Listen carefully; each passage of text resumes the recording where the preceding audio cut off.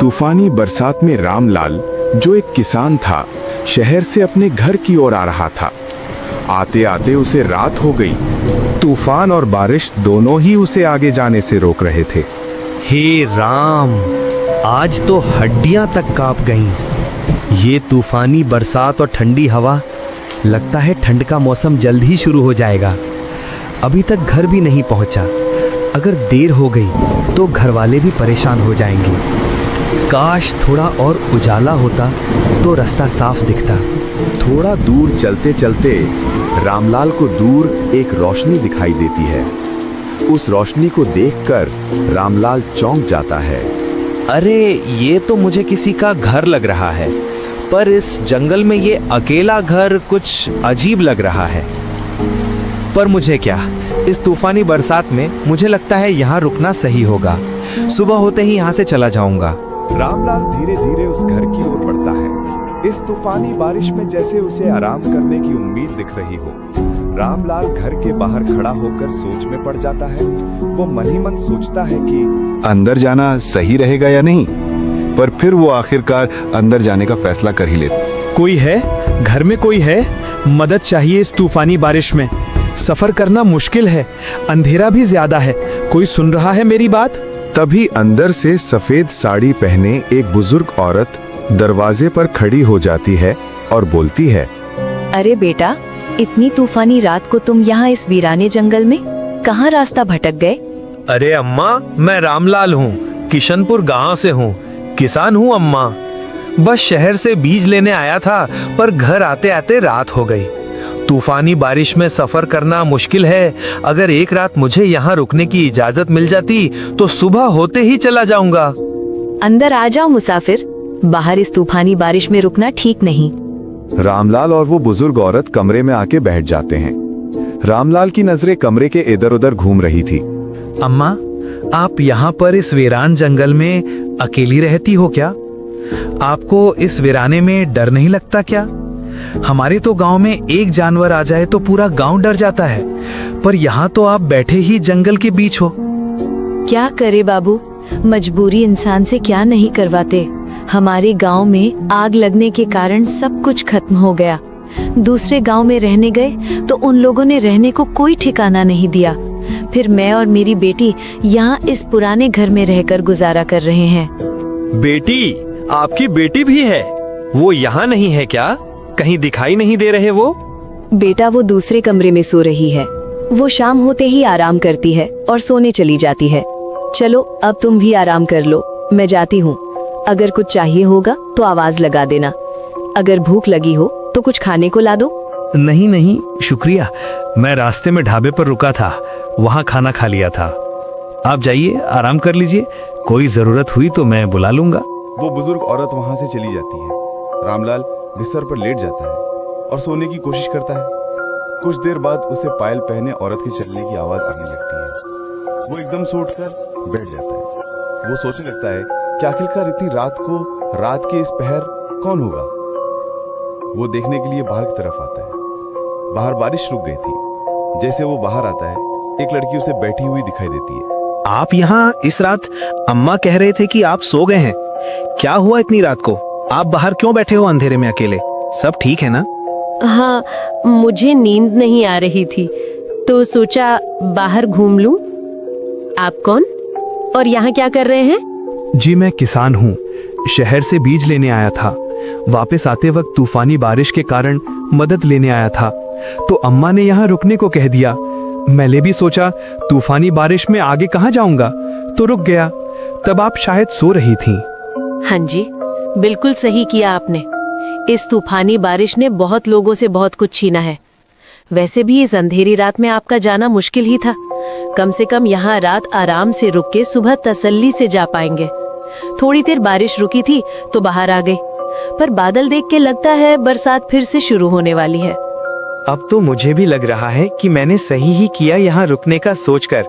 अगर यहाँ नहीं रुकता तो आपसे मुलाकात कैसे होती? आप भी कैसी बात कर रहे हैं? भला मुझसे मिलकर क्या ही होगा। पर हाँ, जब जहाँ किसी को मिलना होता है वो वहाँ मिल ही जाता है। पर इन काली तूफानी रातों में हर कोई मिलने वाला सही हो, ये जरूरी नहीं है बाबू। आपकी बातें सुनकर मैं डरूं या हंस दूं। आप तो ऐसे बोल रही हो जैसे बारिश में इंसान में ही भूत घूमते हों। इतना नहीं सोचा करते हैं। आप अपना बताइए, इस जंगल में रहकर बोर तो नहीं हो गए? वो बातें कर रहे होते हैं, पर इतने में फिर से बारिश शुरू हो जाती है। वो दोनों अंदर आते हैं। अंदर आते ही रामलाल सोने के लिए कमरे में आ जाता है और बैठकर माया के बारे में सोचने लगता है। रामलाल इतनी गहरी नींद में सोया था कि दिन कब हो गया पता ही नहीं चला। एकदम से रामलाल की आंख खुलती है। अरे ये क्या, दिन भी हो गया और मैं यहाँ सोया हुआ हूँ। देर हो जाएगी गांव जाने में। जल्दी उठ के माया जी से मिलकर चलता हूँ। रामलाल बिस्तर से उठकर बाहर की ओर आता है। ऐसा लग रहा था जैसे उसकी आंखें माया को ढूंढ रही हों। अरे अम्मा, माया कहाँ हो आप? कहीं भी कोई दिखाई नहीं दे रहा।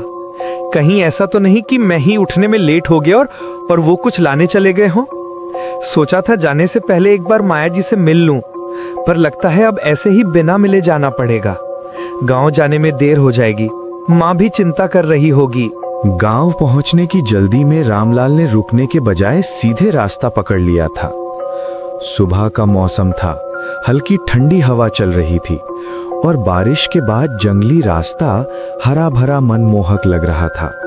बैलगाड़ी की चाल धीमी थी, पर रामलाल का मन तेजी से भाग रहा था, बार बार उसी ओर, माया की ओर। वो सोच रहा था शायद उसे बिना मिले चले आना ठीक नहीं हुआ। शायद वो कुछ कहना चाहती थी। इन्हीं ख्यालों में खोया वो आगे बढ़ रहा था कि अचानक उसकी नजर सामने पड़ी। रास्ते के किनारे वही खड़ी थी, माया। उसकी आंखों से आंसू बह रहे थे, जैसे हर बूंद किसी अधूरी कहानी की गवाही दे रही हो। अरे माया जी, आप यहाँ क्या हुआ आपको? रो क्यों रही हैं आप? किसी ने कुछ कहा क्या? सुबह सुबह आप कहाँ चली गई थी? सब ठीक तो है ना माया जी? बताइए कुछ। नहीं, कुछ भी ठीक नहीं है। सुबह मैं और अम्मा जंगल में लकड़ी लेने गए थे। अम्मा थोड़ी दूर गई थी कुछ खाने को चुनने।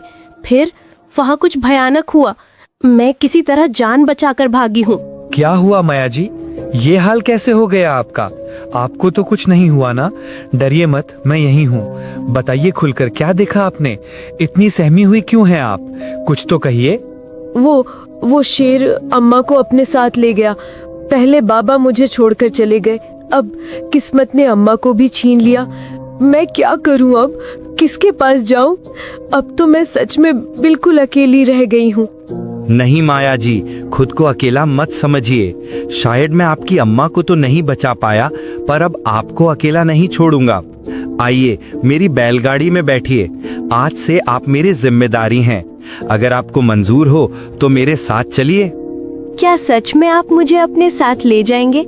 मैंने तो सोचा था भगवान ने सब छीन लिया, पर शायद एक सहारा भेज दिया। मैं चलूंगी आपके साथ, मगर सोच लीजिए, एक बार चली गई तो फिर कभी लौट कर नहीं जाऊंगी। रामलाल माया की बात मानता है और माया भी उसके साथ उसके घर गांव चलने के लिए तैयार होकर बैलगाड़ी में बैठ जाती है। दोनों अब जंगल के रास्ते से होकर घर की ओर चल पड़ते हैं। मैं भी यही चाहता हूँ माया जी, आप मेरे साथ रहें। कल जब पहली बार आपको देखा था, तब से बस आपके ही बारे में सोच रहा हूँ। ना जाने क्यों दिल कहता है कि अब हमें अकेले नहीं रहना चाहिए। अगर आप साथ चलें तो शायद जिंदगी फिर से मुस्कुरा उठे।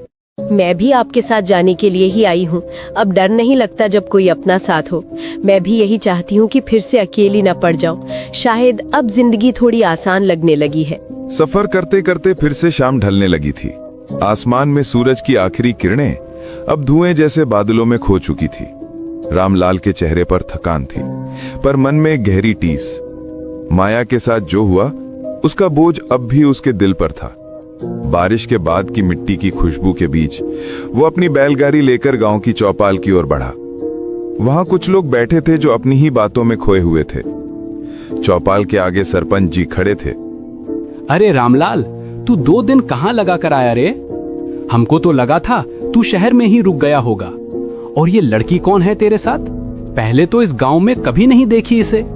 अरे सरपंच जी, कल तूफानी बारिश के कारण गांव नहीं पहुंच पाया। ये माया जी हैं मेरी दोस्त। वो अब इस गांव में रहने आई हैं। कृपया उन्हें स्वागत दीजिए और मदद करें। अच्छा, माया जी, हमारे गांव में आपका स्वागत है। रामू, अब घर चला जा, बारिश होने वाली है। इन तूफानी बरसातों में बाहर मत निकलना। सुरक्षित रहना ही सबसे जरूरी है।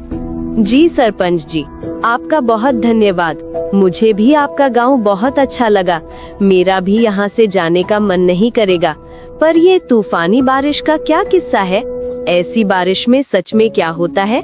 माया, तुम्हें नहीं पता यहाँ तूफानी बारिश में कितना कहर आता है। बुरी शक्तियाँ इस समय बहुत सक्रिय हो जाती हैं। इन तूफानी बरसातों में हमेशा घर के अंदर रहना चाहिए। सावधान रहो, कहीं कोई खतरा ना पहुंच जाए। तभी एकदम से बारिश फिर से शुरू हो जाती है। बारिश शुरू होते ही सभी अपने अपने घरों की तरफ चलते हैं। चौपाल से निकलकर रामलाल अपने घर की तरफ बढ़ा। कुछ ही देर में वो अपने दरवाजे तक पहुंचा और अंदर चला गया। बेटवा, तू तो कल आने वाला था, आया क्यों नहीं? पता है ना मुझे कितनी चिंता होती है तेरी। और ये लड़की कौन है तेरे साथ? कल तू कहाँ था? सब ठीक तो है ना? माँ, ये मेरी दोस्त माया है। इसके घर में कोई नहीं बचा। ये अकेली पड़ गई थी, इसलिए मैं इसे अपने साथ ले आया। क्या ये हमारे साथ रह सकती है? अच्छा बिटवा, ये तो बहुत बुरा हुआ इस लड़की के साथ। सही किया तूने कि इस तूफानी बारिश में इसे अकेला नहीं छोड़ा। पर मुझे बहुत अजीब लग रहा है। ये सब अचानक कैसे हुआ? ये बात तो सही है, डरना तो स्वाभाविक है ना? लेकिन आपको भी घबराहट महसूस होती है, ये मुझे अच्छा लगता है। और मुझे अच्छा लगा कि आपने मुझे यहाँ रहने दिया। चलो बेटा, सफर करके तुम लोग थक गए होंगे। रमू माया के लिए अपने कमरे के साथ वाला कमरा खोल दे, ये भी जरा आराम कर लेगी। बाकी बातें कल सुबह देख लेंगे। माया, उम्मीद करता हूँ तुम्हें ये घर और कमरा पसंद आएंगे। अब आराम कर लो, तुम बहुत थकी हुई लगती हो। अगर किसी भी चीज की जरूरत पड़े तो आवाज दे देना, मैं पास वाले कमरे में ही हूँ। ये बोलकर रामलाल वहां से चला जाता है और माया वहां शांत खड़ी रहती है। जब रात ज्यादा गहरा जाती है तो रामलाल गहरी नींद में सोया हुआ था। एकदम से उसको फिर से पायल की आवाज आने लगती है। रामलाल एकदम से उठकर बैठ जाता है। उसे ये अजीब लग रहा था, पहले कभी ऐसा नहीं हुआ। अरे ये पायल की आवाज फिर से? इस बारिश में बाहर कौन घूम रहा है? कहीं माया जी तो नहीं उठ गई? उनको किसी चीज की जरूरत होगी, मुझे जाकर देखना होगा। वो उठता है और बाहर जाकर देखने लगता है। आंगन के बाहर वो देखता है कि माया बाहर से बारिश में भीगकर कहीं से आ रही थी। ये देखकर उसको अजीब लगता है। माया जी, आप रात के इस पैर कहाँ से आ रही हैं? इतनी तेज बारिश में तो कोई बाहर नहीं निकलता। सब ठीक है ना? कहीं कुछ अनहोनी तो नहीं हुई? सब ठीक है, बस नींद नहीं आ रही थी। थोड़ी देर बाहर आई तो देखा दरवाजा खुला था। अब उसकी कुंडी लगाकर ही वापस आई हूँ। आप परेशान मत होइए, सब ठीक है। अरे माया, कोई बात नहीं। हमारे गांव में चोरी डकैती जैसी चीजें नहीं होती, तुम फिक्र मत करो। यहाँ सब सुरक्षित है। अपने कमरे में जाके आराम कर लो। अगर कुछ भी चाहिए तो आवाज देना, मैं पास ही हूँ। माया उस रात अपने कमरे की ओर चली गई थी, पर अगले ही दिन सुबह गांव में हलचल मच गई। तालाब के किनारे रमेश गिरा पड़ा था। ऐसा लग रहा था मानो उसके शरीर से सारा रंग उड़ गया हो, किसी ने उसकी सारी ताकत छीन ली हो।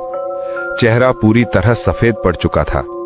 गांव वाले, काका और सरपंच सब वहीं इकट्ठा थे।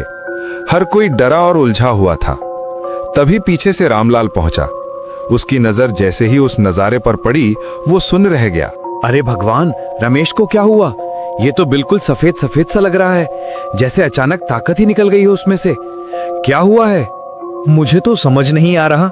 जल्दी मदद बुलानी चाहिए। अब मदद बुलाने का कोई फायदा नहीं। रामलाल, रमेश मर गया है। जैसे किसी ने अंदर से सारी ताकत ही चूस ली हो। मुझे भी समझ नहीं आ रहा कि ये सब कैसे हुआ। सब कुछ अचानक और अजीब सा हो गया है। बहुत समय पहले दूसरे गांव में भी ऐसा हुआ था। वहां का गांव पूरी तरह उजड़ गया था। सुनने में आया था कि उस रात पिशाचिनी आई थी और इंसानों को अपना शिकार बनाती थी। इसे देखकर मुझे वही चीज महसूस हो रही है। काका, आप भी कौन सी कहानियां ले बैठ गए? ऐसा तो कभी नहीं होता।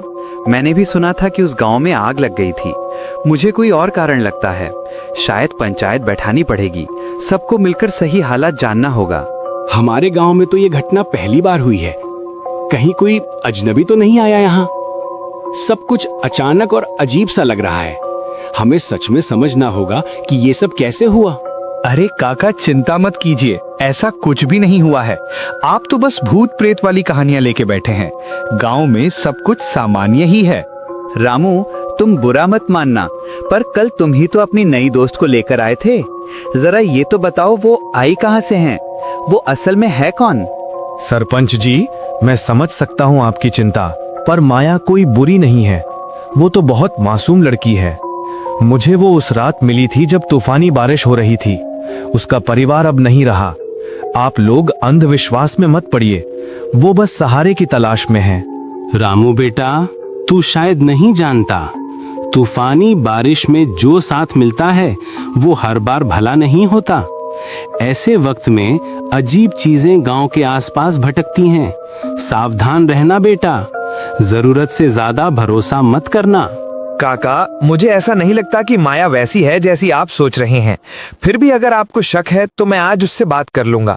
शाम होते ही घर जाकर सब ठीक से पूछ लूंगा। आप चिंता मत कीजिए, सब साफ हो जाएगा। रामलाल वहां से उठकर घर की ओर चल पड़ा। रास्ते भर उसके मन में बस एक ही बात घूम रही थी कि रमेश के साथ जो हुआ वो आखिर क्यों हुआ। शाम ढल चुकी थी। आसमान में हल्की ठंडक थी जब रामलाल अपने घर पहुंचा। घर पहुंचते ही उसने अपनी मां को सारी बात बताई। तालाब, भीड़ और रमेश की हालत के बारे में सब कुछ। बात सुनकर उसकी मां गहरी सोच में पड़ गई। फिर बोली, बेटा रामू, मुझे लगता है अब सच्चाई जानने का वक्त आ गया है। आज रात तू माया का पीछा करना, देखना वो कहाँ जाती है और क्या करती है। उस रात रामलाल को नींद नहीं आ रही थी। सरपंच और काका की बातें बार बार उसके मन में गूंज रही थीं। वो सोचने लगा, अगर माया वैसी नहीं है जैसी वो दिखती है तो आज सच्चाई पता लगानी ही होगी। उसने तय कर लिया, इस बार वो माया का पीछा करेगा और हर राज को सामने लाएगा। जब रात गहरी हो गई तो उसको घुंघरुओं की आवाज आई। वो एकदम से उठा और बाहर की तरफ जाने लगा। उस रात रामलाल चुपचाप माया के पीछे पीछे चलने लगा। घना जंगल था, चारों तरफ सन्नाटा और ठंडी हवा चल रही थी। माया बिना मुड़े आगे बढ़ती रही और कुछ देर बाद दोनों खेतों के पास पहुंच गए। रामलाल एक बड़े पेड़ के पीछे छिप गया। माया धीरे धीरे खेत की ओर जा रही थी जहां एक किसान अपनी ओर आता दिख रहा था। अगले ही पल माया अचानक उसकी तरफ बढ़ी और एक झटके में उस पर हमला कर दिया। रामलाल के होश उड़ गए। माया का चेहरा अब इंसानी नहीं लग रहा था। उसके मुंह पर अजीब से निशान थे और आंखें लाल हो गई थी।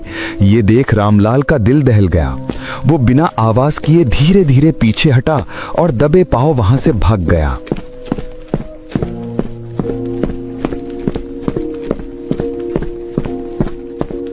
वह अपने कमरे में आकर सोने की एक्टिंग करता है जैसे उसको कुछ पता ही ना हो।